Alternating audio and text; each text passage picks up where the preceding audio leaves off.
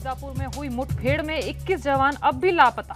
PM Modi और शाह ने जवानों की शहादत पर जताया दुख। घटनास्थल पर जायजा लेने पहुंचे सीआरपीएफ के डीजी कुलदीप सिंह।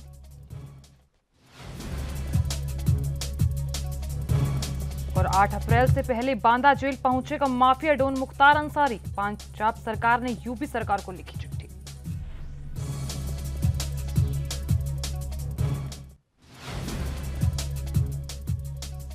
बॉलीवुड अभिनेता अक्षय कुमार भी हुए कोरोना संक्रमित, खुद को किया होम क्वारंटीन, ट्वीट कर दी जानकारी।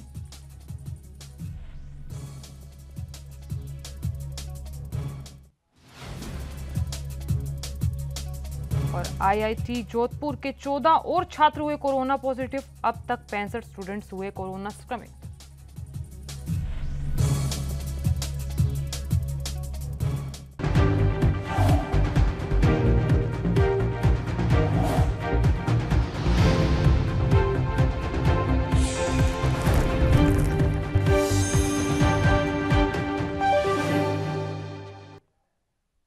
नमस्कार, एनबी न्यूज देख रहे हैं। यहाँ पर मैं हूं आपके साथ साधना मित्रा। बुलेटिन गाज बड़ी खबर के साथ करेंगे। माफिया डॉन मुख्तार अंसारी की कस्टडी हस्तांतरण को लेकर पंजाब सरकार ने यूपी सरकार को चिट्ठी लिखी है।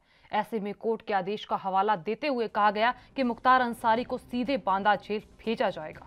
तो यहाँ पंजाब के अपर मुख्य सचिव गृह ने यूपी के अपर मुख्य सचिव गृह अवनीश अवस्थी को लिखे पत्र में कहा कि 8 अप्रैल से पहले मुख्तार अंसारी को हैंड ओवर कर ले। और यहां कहा गया कि 12 अप्रैल को पंजाब में होने वाली सुनवाई में वीडियो कॉन्फ्रेंसिंग के जरिए मुख्तार को पेश करना होगा। आपको बता दें कि पंजाब के अपर मुख्य सचिव गृह ने मुख्तार अंसारी के स्वास्थ्य कारणों का भी हवाला दिया है। उसे यूपी स्थानांतरित करने के लिए विधिवत सुरक्षा और मेडिकल व्यवस्थाएं कराने को कहा गया और साथ ही शिफ्टिंग के लिए वाहन का बंदोबस्त करते समय अंसारी की मेडिकल रिपोर्ट्स का ध्यान रखने को भी कहा गया।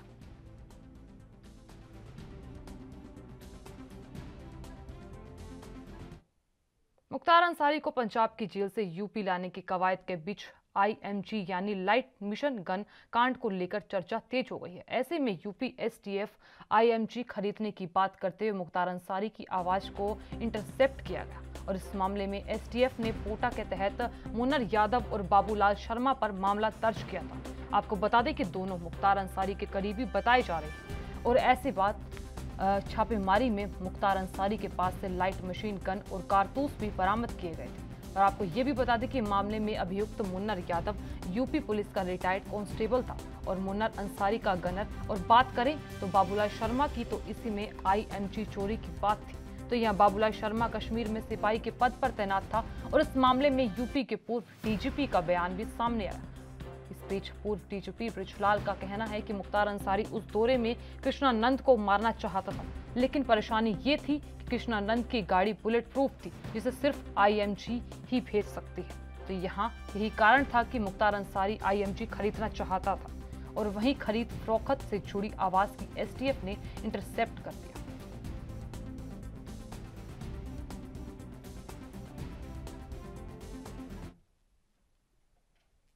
वहीं दूसरी ओर कुख्यात गैंगस्टर अनिल दुजाना की पत्नी पूजा नागर ने यूपी के गौतम बुद्ध नगर के जिला पंचायत वार्ड नंबर 2 से चुनाव लड़ने का ऐलान किया है। तो यहां चुनाव लड़ने के लिए पूजा नगर ने शनिवार को नो ड्यूज सर्टिफिकेट भी हासिल की। माना जा रहा है कि पूजा नगर रविवार या सोमवार को जिला पंचायत सदस्य के लिए पर्चा भरेंगी। गौरतलब है कि पिछले पंचायत चुनाव में अनिल दुजाना ने इसी वार्ड से चुनाव लड़ा और जेल के अंदर से ही चुनाव जीता था और अब उसकी पत्नी चुनाव लड़ने को तैयार है। आपको बता दें कि जिसके लिए अनिल दुजाना के वकील और उसके साथियों ने अभी से तैयारियां शुरू कर दी है। और हाल ही में करीब 1 महीने पहले अनिल दुजाना को जेल से जमानत मिली थी, जिसके बाद पूजा ने उसकी शादी की। तो यहाँ अनिल दुजाना और पूजा की सगाई 1.5 साल पहले हो गई थी। आपको ये भी बता दें कि अनिल दुजाना यूपी का कुख्यात गैंगस्टर है, जिस पर 20 से ज्यादा हत्या, लूट, डकैती और जानलेवा हमले जैसे कई आपराधिक मामले दर्ज है। और साल 2011 में अनिल दुजाना ने यूपी के साहिबाबाद की शादी में शूट आउट किया और 3 लोगों को मौत के घाट उतारा था। ऐसे में पता चल रहा है कि अनिल दुजाना खुद जिला पंचायत का चुनाव जीत चुका है। तो वहीं अब उसकी पत्नी के चुनावी मैदान में उतरने की सियासी माहौल गर्म होती नजर आ रही है।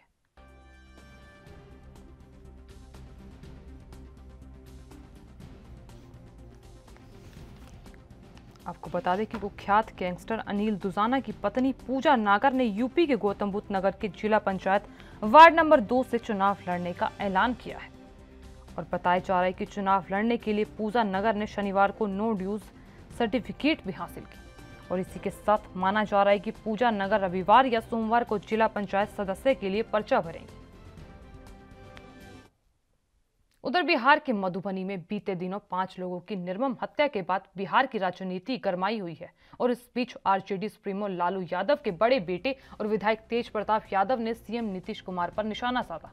तो यहां मधुबनी हत्याकांड को लेकर बिहार सरकार पर जमकर अपनी भड़ास निकाली। दरअसल यहां मधुबनी हत्याकांड में नीतीश कुमार की चुप्पी को लेकर तेज प्रताप यादव ने सोशल मीडिया के जरिए उन पर जमकर निशाना साधा। तो यहां सीएम नीतीश कुमार पर हमला करते हुए तेज प्रताप ने उन्हें बहरा, अंधा और गूंगा तक कह दिया और कहा कि तेज प्रताप ने सोशल मीडिया पर नीतीश कुमार के लिए लिखा कि यह चच्चा बहिरा हो गया, दिन दहाड़े बिहार में नरसंहार हो गया और आप कुछ बोलते नहीं हो, गूंगा होगा।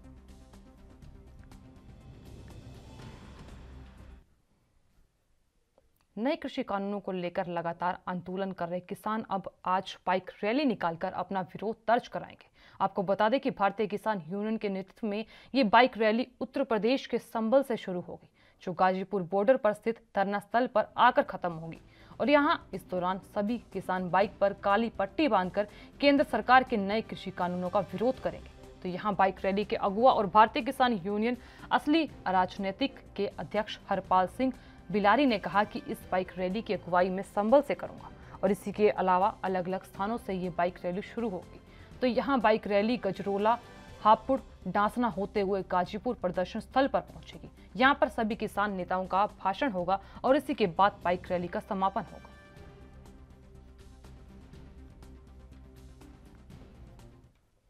उधर हरियाणा के रोहतक में हुए किसानों पर लाठीचार्ज के विरोध में किसानों ने रामायण टोल प्लाजा पर जाम लगा दिया है और इस दौरान किसानों ने वाहनों के आवागमन पर भी रोक दी है। तो यहां सरकार के खिलाफ जमकर नारेबाजी की गई और इस दौरान आपको बता दें कि आसपास के कई गांवों में किसान रामायण टोल प्लाजा पर पहुंचे और शक्ति प्रदर्शन किया। वहीं रोड जाम होने से हजारों की संख्या में वहां जाम में फंसे हुए दिखाई दिए।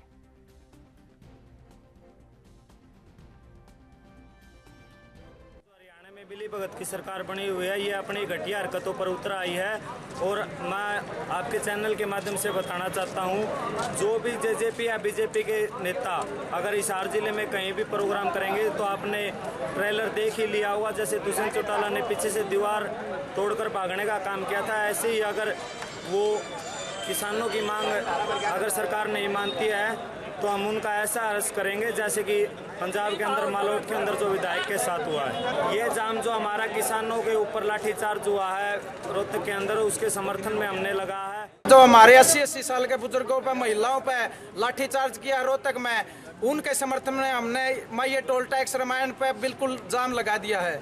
ये जाम जो हमारा संयुक्त मोर्चा आदेश देगा तब तक पूरा हिसार जिला बिल्कुल जाम रहेगा। हाँ, रोहतक में जो लाठीचार्ज किया गया है उसी के समर्थन में सूर्यवाड़े चौक पर जाम लगा दिया गया है, कंडेला में जाम लगा दिया, दनौदा में जाम लगा दिया है, रामरा में जाम लगा दिया है, आशी जी बुरवाड़ा जींद रोड पे जाम लगा।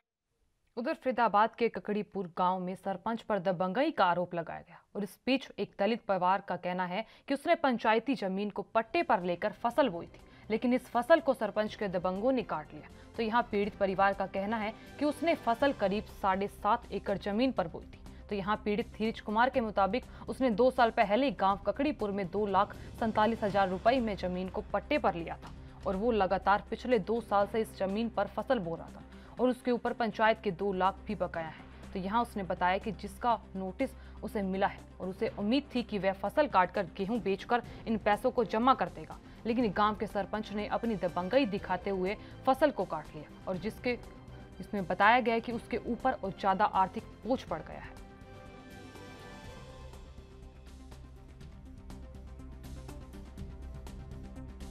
यहाँ पे 2 पट्टेदारों का आपस में झगड़ा चल रहा था जी, और उनकी वजह से ये यहाँ पे काम रोका गया है और इंचार्ज ने बताया कि यहाँ पे आज जब तक फैसला नहीं हो जाता तब तक कोई काम नहीं होगा।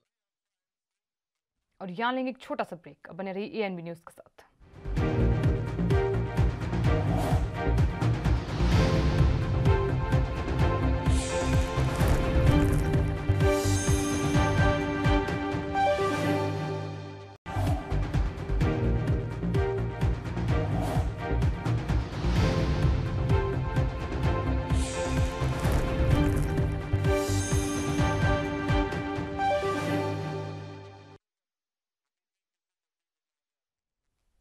ब्रेक के बाद आप सभी का स्वागत है। खबरों में आगे बढ़ते हुए अब बात कांग्रेस प्रवक्ता रंजीत रंजन की करेंगे, जहां कांग्रेस प्रवक्ता रंजीत रंजन ने बीजेपी पर हमला करते हुए कहा कि जीएसटी लगाने से किसी गरीब को लाभ नहीं मिला। उन्होंने कहा कि सरकार सिर्फ अंबानी की जेब भरने का काम कर रही है।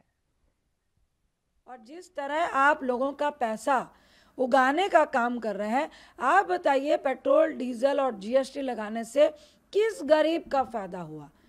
अगर अडानी को फायदा निश्चित तौर से हुआ, इस लॉकडाउन में हुआ। आपने डीजल और पेट्रोल के नाम पर 21 लाख करोड़ रुपए जमा किए, क्या आपने गरीबों को बांटे? राहुल गांधी जी तो साफ कह रहे हैं कि मैं अगर पैसा अगर एनपीए से लेकर आऊँगा और यहाँ से मैं लेकर आऊँगा और इन गरीबों को मैं 72,000 रुपये दूंगा, तो मोदी साहब क्यों नहीं बता रहे हैं कि जो सिर्फ कांग्रेस को गाली देने का काम करते हैं? आप कहिए ना कि आप 21 लाख करोड़ रुपए जो डीजल और पेट्रोल से कमाए हैं वो किस गरीब के खाते में आपने डलवाने का।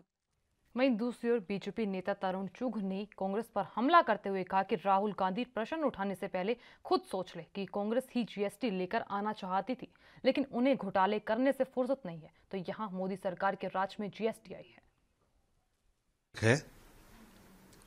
उनको समझ नहीं आ रही है और वो लोग प्रश्न उठा रहे हैं जिन्होंने अपने कार्यकाल में देश के खजाने को लूटा। 12 लाख करोड़ रुपया देश के खजाने से लूटने वाले आज प्रश्न उठा रहे हैं। अगर जीएसटी किसका प्लान था, कौन लाना चाहता था? आप तो व्यस्त थे कॉमनवेल्थ घोटाला करने में, आप व्यस्त थे कोयला घोटाला करने में। फाइलें रुकी रही, देश रुका रहा। नरेंद्र मोदी जी के आने बाद निर्णय हुए हैं और एक भी आरोप आज भी नरेंद्र मोदी जी की सरकार पर कर। मध्य प्रदेश के रीवा में अनियंत्रित गाड़ी ने 2 लोगों को कुचल दिया और ऐसे में घटना मऊगंज के दुबकवा कुर्मियान की है, जहां बेकाबू जीप ने घर के सामने बैठे 2 लोगों को रौंद दिया और इस हादसे में दोनों व्यक्तियों की घटनास्थल पर ही मौत हो गई। तो बताया जा रहा है कि घटना में गुस्साए लोगों ने दूर खड़ी कार में आग लगा दी। उधर मामले की सूचना मिलते ही पुलिस मौके पर पहुंची, लेकिन स्थानीय लोगों ने पुलिस वालों पर ही हमला कर दिया और इस हमले में एडिशनल एसपी मऊगंज भी घायल हो गए, जिसके बाद तनाव की स्थिति को देखते हुए भारी पुलिस बल तैनात कर दिया। और इस बीच बताया जा रहा है कि हमलावरों की शिनाख्त की जा रही है।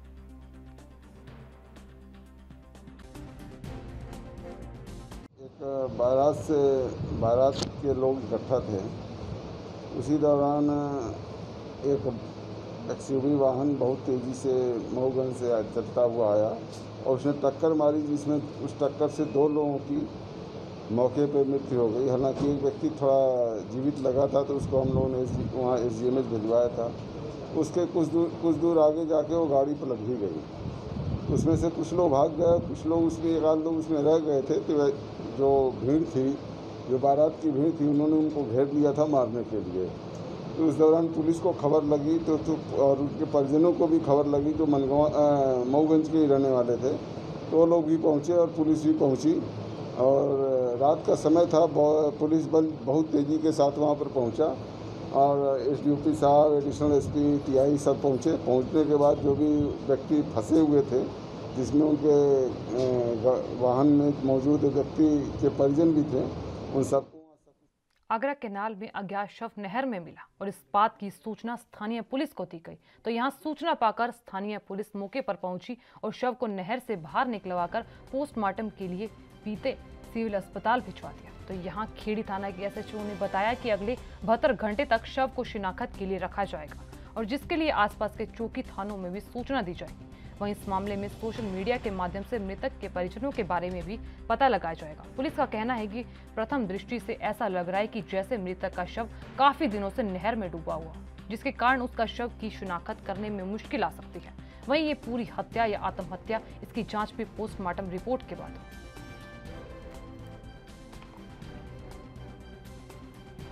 हमारे पास सुबह किसी राहगीर ने सूचना दी थी कि आगरा कनाल में एक व्यक्ति की डेड बॉडी बह रही है। जो सूचना पाने के उपरांत हम मौके पर पहुंचे और हमने जो है डेड बॉडी को नहर से बाहर निकाला और बाहर निकालने के बाद में उसको जो है पोस्टमार्टम के लिए बीके भेजा जा रहा है। 72 घंटे शिनाख्त के लिए हम इसको रखेंगे और आसपास के जो थाने हैं उनमें हम इसकी सूचना देंगे। अखबार और जो है जितने भी जो मीडिया के जो चैनल हैं, माध्यम हैं, उनके द्वारा हम इनकी शिनाख्त की प्रयास करेंगे। पोस्टमार्टम के बाद में जो भी पोस्टमार्टम रिपोर्ट आएगी उसी आधार। वहीं दूसरी ओर मध्य प्रदेश के शिवपुरी में खरवाया हाई स्कूल के मास्टर का एक वीडियो वायरल हो रहा है और ऐसे में एक मास्टर सरकारी किताबें बेचते हुए नजर आया। तो यहाँ वीडियो वायरल होने के बाद जिला शिक्षा अधिकारी ने मामले में कार्रवाई करने की बात कही है। तो यहाँ आपको बता दें कि जिला शिक्षा अधिकारी ने कहा कि मामले को गंभीरता से संज्ञान में लिया गया और मामले की जांच की जा रही है। तो जांच के बाद शिक्षक पर उचित कार्रवाई की जाएगी।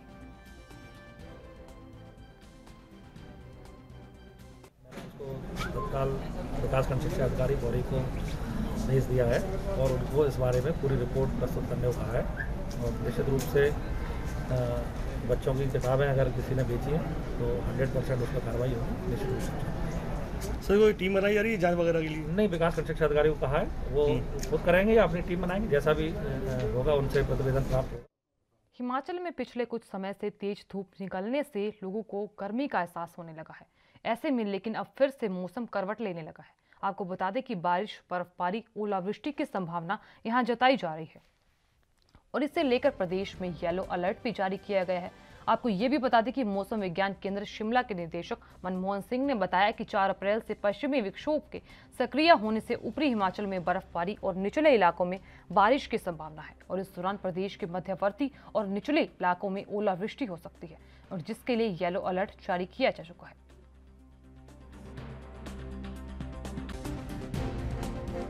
पिछले 2 दिन से मौसम जो है वो ड्राई चल रहा था। अभी आने वाले जो 2 दिन है इसमें भी ड्राई रहेगा। 3 तारीख तक मौसम जो है वो ड्राई ही रहेगा, लेकिन उसके बाद एक वेस्टर्न डिस्टर्बेंस अप्रोच कर सकती है जिसका। और यहाँ लेंगे फिर से एक छोटा सा ब्रेक। बने रहिए एएनबी न्यूज के साथ।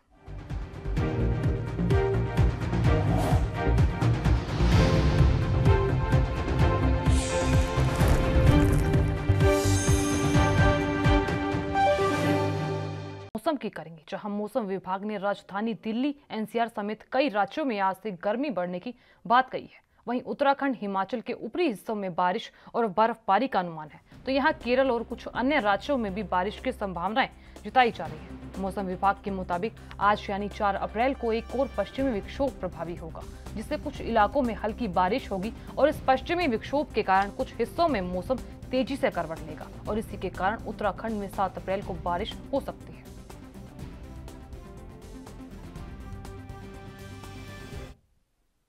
उधर दूसरी ओर मरीज की मौत से गुस्साए परिजनों ने महाराष्ट्र के नागपुर में होप नाम के हॉस्पिटल में आग लगा दी। तो यहां आग लगने से अस्पताल में 70 मरीजों की जान पर बन आई है।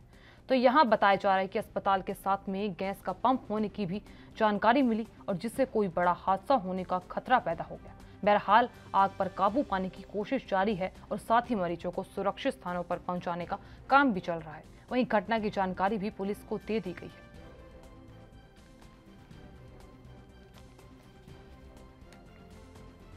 देश भर में एक बार फिर से कोरोना वायरस के बढ़ते आंकड़े चिंता का विषय है।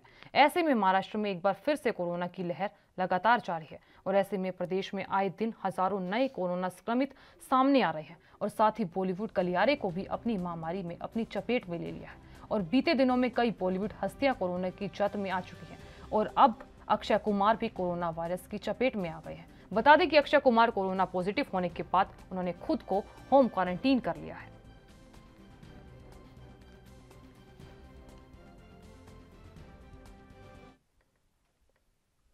देश में कोरोना का संक्रमण अब एजुकेशनल इंस्टीट्यूट में भी फैलने लगा है और अब राजस्थान के जोधपुर में Indian institute of technology IIT के 14 और छात्रों की कोरोना रिपोर्ट पॉजिटिव आई है और वहीं कोरोना संक्रमित सभी छात्रों को IIT के सुपर आइसोलेशन सेंटर में रखा गया। आपको बता दें कि इन्हें मिलाकर अब तक IIT जोधपुर के 65 छात्र कोरोना संक्रमित पाए गए हैं और अब बता दें कि जोधपुर की deputy CMHO doctor Pritam Singh ने बताया कि IIT जोधपुर में 14 और छात्र कोरोना संक्रमित मिले हैं और इन सभी को कैंपस के सुपर आइसोलेशन सेंटर में रखा गया है और इससे पहले IIT भुवनेश्वर में भी 28 मार्च को 10 छात्रों की कोरोना रिपोर्ट पॉजिटिव आई थी और कोरोना का संक्रमण सिर्फ IIT तक ही सीमित नहीं है बल्कि ये स्कूल कॉलेज तक भी फैल चुका है और एक दिन पहले ही कर्नाटक एक स्कूल में 26 बच्चे कोरोना संक्रमण की चपेट में आए थे और इसी के अलावा दिल्ली यूनिवर्सिटी के सेंट स्टीफंस कॉलेज के भी 13 छात्र और 2 स्टाफ मेंबर्स की कोरोना रिपोर्ट पॉजिटिव आई थी। वहीं अब कश्मीर की बात करें तो कश्मीर में 36 बच्चों की रिपोर्ट पॉजिटिव आने के बाद 6 स्कूलों को बंद कर दिया गया है।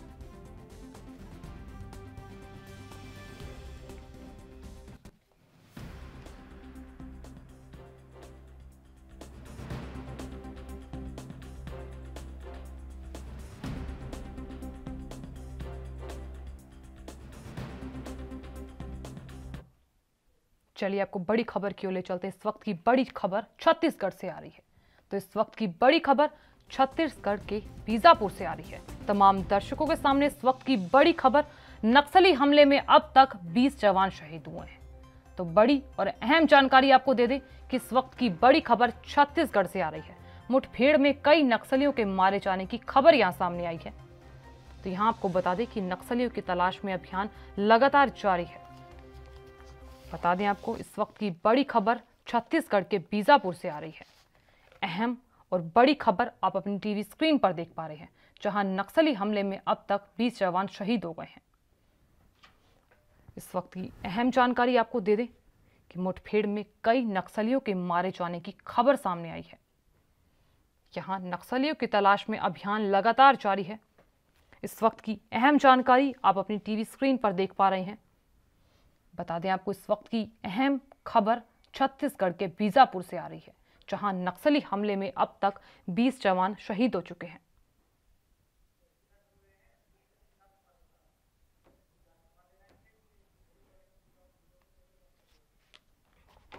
और इस खबर पर अधिक जानकारी के लिए हमारे साथ एसडी राज जुड़ रहे हैं। एसडी राज, सर आपसे जानना चाहेंगे कि जैसा कि छत्तीसगढ़ से बीजापुर से एक दुख भरी खबर सामने आई है और इस बीच बताया जा रहा है कि 20 जवान शहीद हुए हैं, क्या कुछ जानकारी?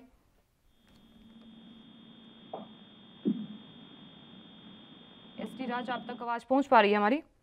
जी, मैं आपको बताना चाहूँगा जैसे कि हमारी टीम एएनबी की टीम जब ग्राउंड जीरो की ओर बढ़ती है और बढ़ते समय जब सवेरे सवेरे जब ग्राउंड जीरो की ओर जाती है तो वहाँ पे कुछ ग्रामीणों ने उनको हमारी टीम को रोकने की कोशिश करते हैं। रोकने के बाद उस ग्रामीणों ने ये पूछते हैं कि आप कौन है, तो हम उनको सीधा सीधा हमारी आई कार्ड दिखाते हुए हम उनको बताते हैं कि हम बीच से हैं, प्रेस रिपोर्टर हैं, हम लोग ग्राउंड जीरो की ओर जा रहे हैं जहाँ पे घटना हुई है। तो उसके बाद उन ग्रामीणों ने कुछ देर तक का हमारी टीम को वहाँ पे रोक के रखते हैं। रोक के रखने के बाद जब उनको कहीं से कुछ फोन आता है, कुछ बोला जाता है ग्रामीणों को द्वारा कि उनको भेजा जाए, तो तब जाके हमारी टीम जब वहाँ पे ग्राउंड जीरो की ओर जाती है तो जब वहाँ पे पहुँचने के बाद ये पता चलता है कि बहुत बड़ी घटना हुई है और बहुत बड़ी क्षति पहुंची है सरकार को, शासन को, क्यों जबकि 20 से ज्यादा जवानों की वहाँ पे शहादत होने की खबर जो मिलती है, कुछ बॉडियों को देखने को मिलती है। हमारा टीम वहाँ पे जब देखते हैं ग्राउंड जीरो पे पहुंचते हैं तो 6 से 7 बॉडी सामने में पड़े हुए मिलते हैं। तो उसके बाद जब वहाँ पे कवरेज करते समय कुछ दूर से कुछ ग्रामीणों ने वीडियो भी बनाते हुए देखा गया है और कुछ लोगों ने उनको देखकर उनका फोटो भी खींचते हुए देखा गया है। तो इससे ये तो कहीं ना कहीं ये कहा जा सकता है कि कहीं ना कहीं वहाँ पे नक्सलियों की मौजूदगी अभी भी है, अभी भी बनी हुई है और नक्सलियों के टारगेट में हो सकता है कि कहीं ना कहीं जवान इन जो शहादत बॉडियों, डेड बॉडियों को लेने के लिए जब जवान वहाँ पे पहुंचेंगे, हो सकता है कि इनको वहाँ पे घटना देने के लिए, अंजाम देने के लिए वहाँ पे बैठे हो, ऐसा भी हो सकता है। तो कहीं ना कहीं ये भी जवानों का ये भी कहना है कि नक्सलियों की बहुत बड़ी टोली वहाँ पे थी और उनमें इनका भी दावा है कि बहुत ज्यादा नुकसान नक्सलियों को भी हुआ है। तो हमारी टीम जब वहाँ पे पहुंचे, हम जहाँ पे वहाँ पे पहुंचे तो गाँव में कुछ ऐसे भी तत्व नजर आए जिसमें कि जवान को जब गोली लगे, जब उनको घायल हुए जवानों को, जवान में ट्रीटमेंट भी किया गया है, कुछ वहाँ पे तत्व भी पाया गया है, इंजेक्शन प्लेट, ये सब भी देखा गया। मतलब जवान ने भी अपने साथियों को बचाने की भरपूर कोशिश किया है। भरपूर कोशिश करने के बाद जब वहाँ से कुछ लोगों का कहना भी ये भी है कि जब उनका भरपूर कोशिश कर रहे थे, जब उनको ट्रीटमेंट कर रहे थे, उस वक्त पे कुछ नक्सलियां वहाँ पे उपस्थित होकर वहाँ पे आकर उनको वहीं पे टारगेट बनाकर शूट भी किया गया था। ऐसा भी कहा जा रहा है कि लगभग 600 से 700 की तादाद में नक्सली वहाँ पे उपस्थित थे, ये भी बताया जा रहा है। और जबकि अब जब सवेरे हमारी टीम और हम जब वहाँ पे ग्राउंड जीरो में जाते हैं तो हमारे साथ भी इस वाकया का सामना करना पड़ता है, तो हमको भी कहीं ना कहीं डर जरूर लगता है, लेकिन हमारा काम है रिपोर्टिंग करना, तो इसलिए हमने हमारी आई कार्ड दिखाकर वहाँ पे ग्राउंड जीरो पे जाने की हिम्मत जताई और हम आप तक इस वीडियो को साझा किया थी। आपसे जानना चाहेंगे कि जैसा कि आपात बैठक भी बुलाई गई थी मुठभेड़ के बाद, उस चीज का क्या कुछ सामने आया?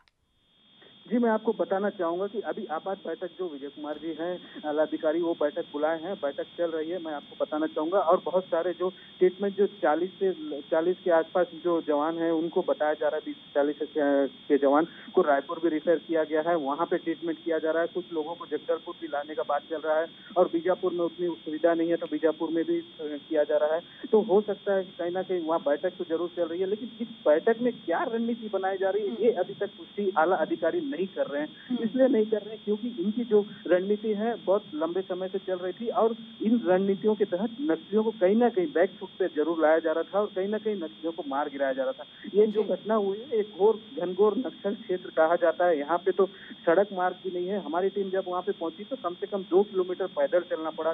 पैदल चलने के बाद वहाँ पे ग्राउंड जीरो पे पहुंच के जो विजुअल आपको उपलब्ध कराया गया, तो इससे कहीं ना कहीं ये तो जरूर कहा जा सकता है कि सरकार कहीं ना कहीं बहुत आगे निकल चुकी है और नक्सली बैकफुट पे है, नक्सली डरे भी हुए हैं। और अभी देखना ये है कि जब जवानों के जो डेड बॉडी को लेने के जवान वहाँ पे पहुंच चुके हैं, पहुंचने के बाद भी कुछ ग्रामीणों का कहना है, वहाँ के अंदरूनी क्षेत्रों का माहौल भी इस तरीके से नजर आ रहा है कि कुछ लोगों दूर से। बहुत बहुत शुक्रिया तमाम जानकारी देने के लिए और जानकारी साझा करने के लिए। तेजी से बढ़ रहे कोरोना के मामलों को देखते हुए ओडिशा के पुरी स्थित श्री जगन्नाथ मंदिर प्रशासन ने रविवार को मंदिर बंद रखने का निर्णय लिया है। आपको बता दें कि SJTA ने मंदिर संचालन को नई SOP जारी की। तो यहाँ SOP के अनुसार 12वीं शताब्दी का ये मंदिर आम लोगों के लिए रविवार को बंद रहेगा और अब अधिकारियों ने बताया कि SOP के अनुसार श्रद्धालु सोमवार से शनिवार तक मंदिर में पूजा अर्चना कर सकेंगे और हर रविवार को मंदिर परिसर की व्यापक साफ सफाई की जाएगी। दरअसल SJTA प्रमुख कृष्ण कुमार की अध्यक्षता में सभी पक्षों के साथ ये बैठक हुई और इसमें SOP में निर्धारित दिशा निर्देशों के कार्यान्वयन के लेकर विस्तृत चर्चा की गई।